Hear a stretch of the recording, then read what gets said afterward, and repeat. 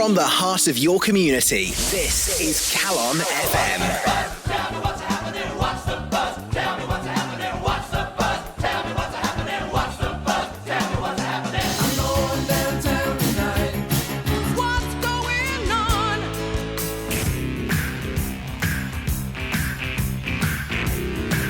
Now, every year, every town, every city, and pretty much every theatre in the land start preparing for their pantomime. But Theatr Clwyd have already started their mammoth 8-week run at the Theatre on the Hill in Mould, and this year's offering is the quite exceptional Beauty and the Beast. Now, over the years, Theatr Clwyd's rock and roll pantos have become firm favourites for their audiences, but I think it's fair to say they have excelled this year. A quite stunning set designed by Adrian G, directed astonishingly for the first time by artistic director Tamara Harvey, and written once again by the extraordinarily talented Christian Patterson. This panto has something for everyone. Quite literally an ensemble piece, a fantastic cast of 10 actor musicians, not to mention a couple of rats for good measure. Go see it, you'll know what I'm talking about. With Izzy Niche as Belle and Naya Manuel giving a sterling performance in their professional debuts, with favourites Lynwen, Harv Roberts, Alice McKenna, Ben Locke returning, and Luke Thornton, who has now drummed his way through an amazing 6 Theatr Clwyd pantomimes to date.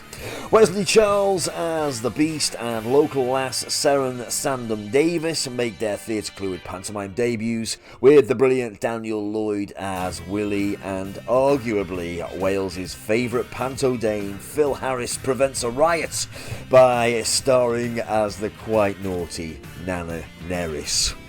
I popped up on Wednesday for their press night and caught a word with the writer Christian Patterson, but first, the quite naughty Nana Neris, Phil Harris. I honestly, Phil, I don't know where to start really, because it's like a production like no other for a number of reasons, right? I think so, yeah. I think it's got everything. It's got pathos, it's got great story, it's got great music, it's got buffoonery all over the place, you know, and it's even got subtle comedy. Yeah. Oh, would have thought that in pantomime. There's a bit of subtle comedy going on there as well. It's great. No, I absolutely love it. The script is fantastic. Costume, set, direction, choreography, music.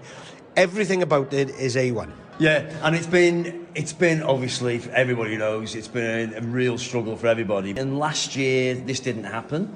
We had to do it online. You were involved as a kind of cameo, really. It was all very strange, but in a way, Theatr Clwyd has pulled it all out of the hat, really, and managed to, if there was a problem, they just kind of found a way through it. Yeah, absolutely. I mean, you've got to keep going, of course, in the first instance, and all that Zoom stuff was marvellous at the time.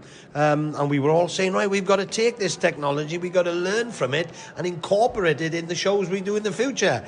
We've forgotten all about it now, you know. It's incredible now that we're back live. And it's such a great feeling to have, you know, just people in the audience who are absolutely, for want of a better word, gagging for some entertainment. Yes. And they're loving every minute of it. It's fantastic. And I would say, and forgive me for speaking out of turn, but I would say that your performance tonight, to me, looked like a person that has been gagging to get out of the traps. Yeah, straining at the trap. Yeah, it's a funny one, you know. I mean, I was very lucky over the lockdown.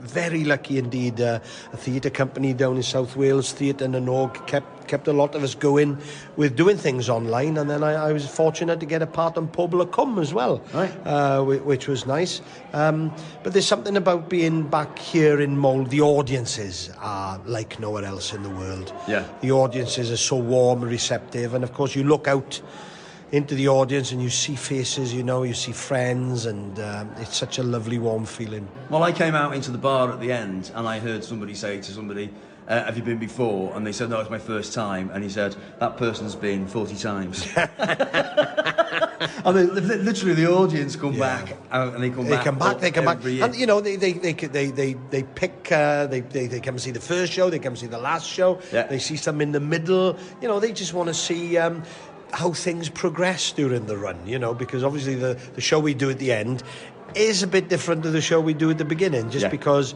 we've bedded in, we've got some topical gags that come in, and it's just everybody knows each other so much better. Yeah. It's just great fun. Yeah, and it's such a talented cast. I just got to say about the cast. Yeah. I mean, I know people always say it about the Theatr Clwyd panto casts because they are actors, they're instrumentalists, they are off the scale, some of them. But this lot seem to be... I mean, you could have been listening to a studio recording at times. It was awesome. It was awesome. I think we've got as you might have heard earlier on, we've got some debutantes with us. Their first show, professional show, and they're great. We've got the oldies who are still going strong and going, still enjoying themselves. The singing is fantastic. I don't think I've been in a show where I've sat down in the wings in a song I'm not involved in and listened to it, from beginning to end and just enjoyed it, It's fantastic. Yeah. Well, Phil, Harris, you know damn well I really love what you do. And it's not just great to have Theatregraph, it's great to have you back at Theatr Clwyd, my man. You're a good one. Thank you very much. Lovely to see you again. Diolch yn fawr iawn. Excellent, thank you very much. Because it almost happened and then didn't happen, and then I wrote that one act thing, the panto that nearly never was and things. You start to think, is this going to happen? Yeah. Is it going to get back on? Because, the pandemic is still very much with us. So even now I was thinking, I don't know if it's going to be on or not. Yeah. So to actually sit in an audience full of people and watch it was absolutely thrilling. But for us as an audience, really emotional. It's mad. It's a mad feeling. It's just something that I think everybody's missed. But for you, to sit in there watching that with an audience standing up and going mad, it's been awesome. It's incredible. It's absolutely incredible. I am the person really that kind of person rather who I pinch myself sometimes and just think, oh my God, I've had a hand in this. Do you know what I mean? And and I start my own panto on Monday, and now from watching that, I'm really fired up to get up and do it, with fellow Clwyd favourites. Viv Parry is with me, and Kai Owen, and I just can't wait to get in a room and do what they've just done. Panto season, it's just different from every other thing you do, isn't it? Really? It is. Really. It is, yeah. I mean, for me, it's the hardest work you'll ever do as a performer, because you have to do everything. A bit of acting, a bit of drama, a bit of comedy, a bit of dance, a bit of singing. And if you're the dame, every time you come on, you're in a different costume. So, everyone's leisurely walking about backstage. This year, Buttons will be having a nice sit down and having a couple of wine gums in the stage. And I'll be in the corner, changing from a teacup into a tea cozy. Do you know what I mean? So for dames, it's death. It's absolute death. And my designer, John Brooking, who is one of the best designers in the country, he does all my costumes and stuff. He used to do people like Terry Scott and all these, all the big names, Les Dawson, all these people. He does all of my costumes. And every year I think to myself, he's determined to kill me, this man. He's absolutely going to kill me. The last time we did it, I was a hot chocolate, and I just thought, if I fall in this, my face is going to plant the floor because I've got no arm space to put anything down. But it's a joy. And then you watch tonight, there's a lot of newcomers in this panto. There's Wesley, of course, who plays the Beast, who's absolutely stunningly brilliant. And Maya, who plays the fairy. Izzy, who plays Belle, who I just think is absolutely glorious. Yeah. And then, you've got a lot of returning cast members as well. Oh, Seren, I must mention as well. Seren's one of the Ugly Sisters, and also is She-Wolf.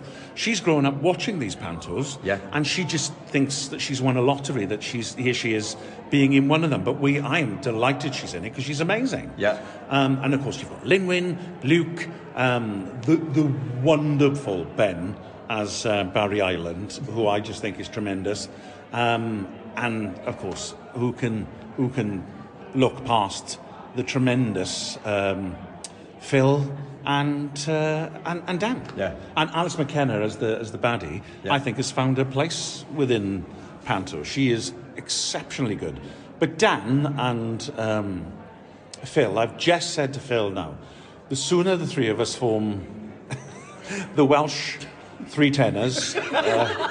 But go out in a comedy troupe, the better. Because I genuinely think, if you can have that much fun on stage and the audience are laughing that much as well, then you're laughing. Yeah. It's been a joy. It's been an absolute joy. Yeah. And Beauty and the Beast, when Tamara first mentioned it, I thought, ooh, right, okay. It's one of those pantos that I always think it's not really a panto title as such. A lot of panto companies do it. But I knew that I was going to have to go back to the book and go, okay, what exactly am I ruining? do you know what I mean? I know what you're saying, yeah. So I went back and I read the book, and it's very beautiful, quite long and protracted in places. So I took all those bits out and I put all the panto bits in. And I sat there tonight and I thought, and you've known me a long time, Andy, and you know I wouldn't say this because I'm not one for blowing my own trumpet. For a start, I can't reach. But I sat there tonight and I thought, I'm actually very proud of that. I'm very proud that I've had a hand in that. And Tamara, the first full-length panto she's ever directed, and she pulls that out of the hat. Yeah. How'd you do that? I know. Do you know what I mean? Well, I say it every year, Christian. And it's this pantomime. It's world famous. People all over the world talk about it. Tonight was literally one of the best nights in the theatre I have ever had. It was absolutely brilliant, mate. Well, I'm glad of that. I actually felt emotional in there. I don't know if you did. I did, yeah. Especially at the end, because I thought, look at us. We're all back together in one big room. Yeah. Having a laugh, Yeah. having a sing-song, having a bit of a dance, and doing what we all love to do. Yeah.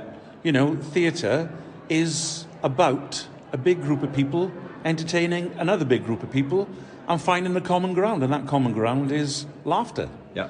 And, as Phil says in the panto, it is the best medicine, unless you're diabetic, in which case it is insulin. But, I do think, I'm not going to get all heal the world, stuff like that, no, but more laughter.